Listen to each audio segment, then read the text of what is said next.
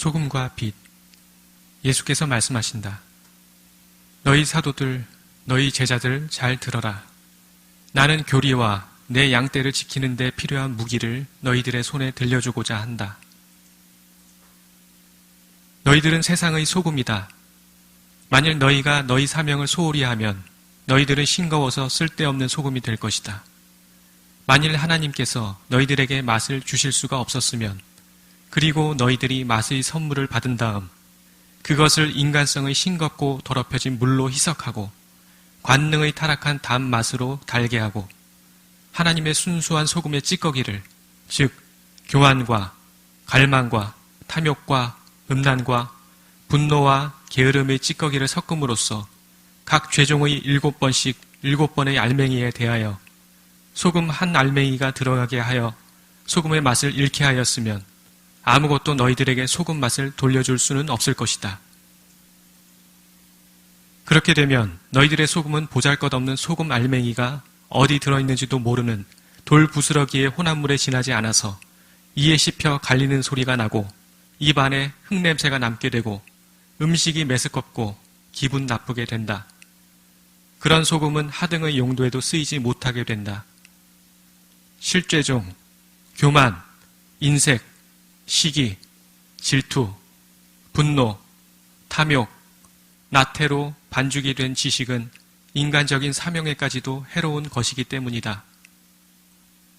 부름을 받은 사람들이 무관심한 백성에게 그들을 짓밟을 수 있게 하겠기 때문이고, 그들이 이제는 고상한 천상의 것의 맛을 얻기 위하여 사람들이 그리로 향하여 달려오는 양식이 아니고 다만 찌꺼기뿐일 것이기 때문이다.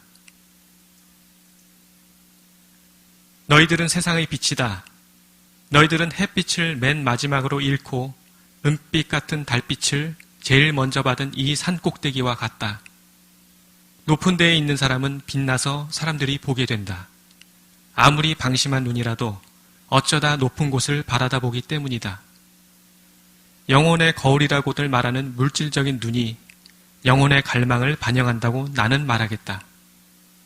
흔히 보이지는 않지만 사람이 마귀가 아닌 한 항상 살아있는 갈망, 높은 곳에 대한 갈망, 이성이 본능적으로 지극히 높으신 분을 그곳에 모셔두는 높은 곳에 대한 갈망을 말이다.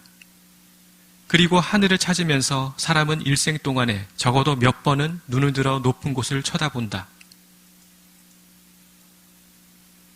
나는 또한 너희들이 빛이라고도 말하였다. 저녁에 집안에 등잔에 불을 켜는 사람은 그것을 어디에 놓느냐? 등잔을 까치발 달린 탁자 위에나 벽에 붙은 등잔거리에 걸어 높이 놓여 있기 때문에 방 전체와 그 방에 있는 모든 사람을 비추게 한다. 그러나 높은 곳에 놓는 것은 하나님을 상기시키고 빛을 줄 책임이 있기 때문에 그것은 자기의 의무를 다할 수 있는 능력이 있어야 한다. 참 하나님을 상기시켜야 하는 너희들은 너희들 안에 7가지 요소가 있는 이교를 가지지 말도록 하여라. 그렇지 않으면 너희들은 이러저러한 신에게 바쳐진 신성한 숲을 가진 세속적인 높은 곳이 되어 너희들을 하나님의 성전처럼 쳐다보는 사람들을 너희들의 이교로 끌어들일 것이다. 너희들은 하나님의 빛을 가지고 있어야 한다.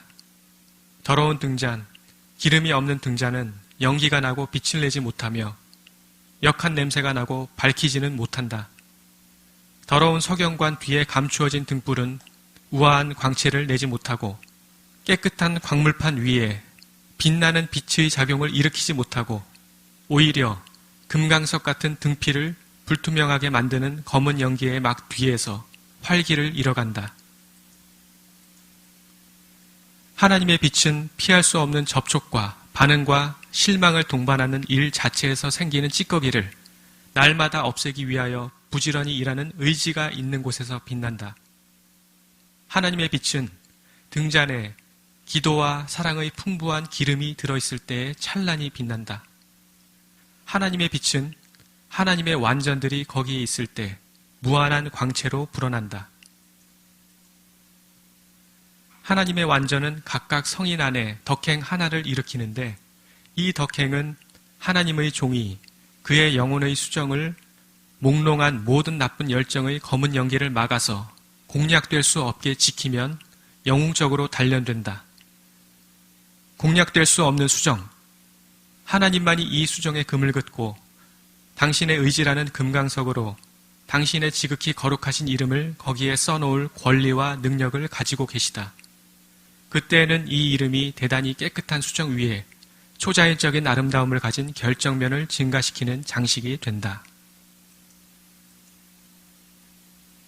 그러나 주님의 어리석은 종이 자기 자신에 대한 통제를 잃고 또 전적으로 그리고 순전히 초자연적인 그의 임무를 보지 못하게 되어 이 수정에 거짓 장식의 흔적이 남게 하거나 조각이 아닌 스친 자국에 남게 하거나 사탄의 불발톱으로 그린 알 없는 사탄의 숫자의 흔적이 남게 하면 그때에는 그 훌륭한 등불이 그 찬란하고 항상 손상되지 않는 아름다움을 잃게 되고 금이 가고 못쓰게 되어 부서진 수정 조각으로 불꽃을 꺼지게 하거나 균열이 생기지 않더라도 분명한 성질의 여러 가지 표가 생기고 그 위에 그을음이 앉고 스며들어서 불꽃을 약화시킨다.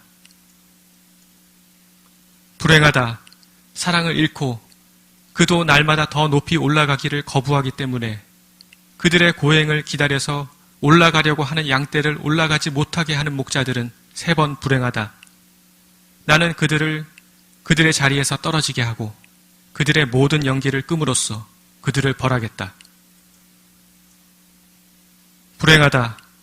참 지혜를 배척하고 흔히는 지혜와 반대되고 또 항상 교만하고 또 때로는 그들을 그들의 인간성으로만 몰아넣기 때문에 악마적이기도 한 지식을 가득 쌓는 선생들은 불행하다.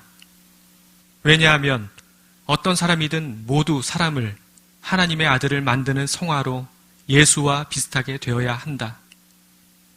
이 세상에서부터 그 모습을, 즉 하나님의 아들이라는 유일한 모습을 가지고 있어야 할 것이기 때문이다.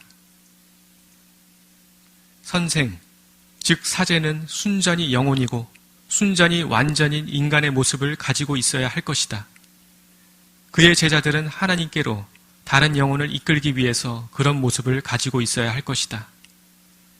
초인간적인 가르침을 베풀 책임이 있는 선생들이 인간적인 지식의 우상이 되면 저주를 받을 것이다. 불행하다. 내 사제들 중에서 정신이 죽고 싱겁게 된 사람들, 그들의 육체가 병적인 미혼으로 고통을 당하는 사람들, 모든 종류의 계산이 가득한 정신을 가진 사람들은 불행하다. 그들은 그들의 인간성에 파묻혀 비속하고 둔하게 살면서 그들이 생명인 줄 믿고 따르는 사람들을 그들의 썩은 물속으로 끌어들인다. 내 작은 양떼, 사랑하는 내 양떼를 타락시키는 자들에게는 하나님의 저주가 내릴 것이다. 주님의 약해진 종들아, 나는 너희들의 게으름으로 인하여 멸망하는 사람들에게 해명을 요구하지 않고 너희들에게 설명을 요구하겠으며 허비한 모든 시간, 모든 세월에 대하여 그로 인하여 뜻밖의 올 수 있었거나 그 결과로 일어난 모든 악에 대하여 너희들을 벌할 것이다. 이 말들을 잘 기억하여라.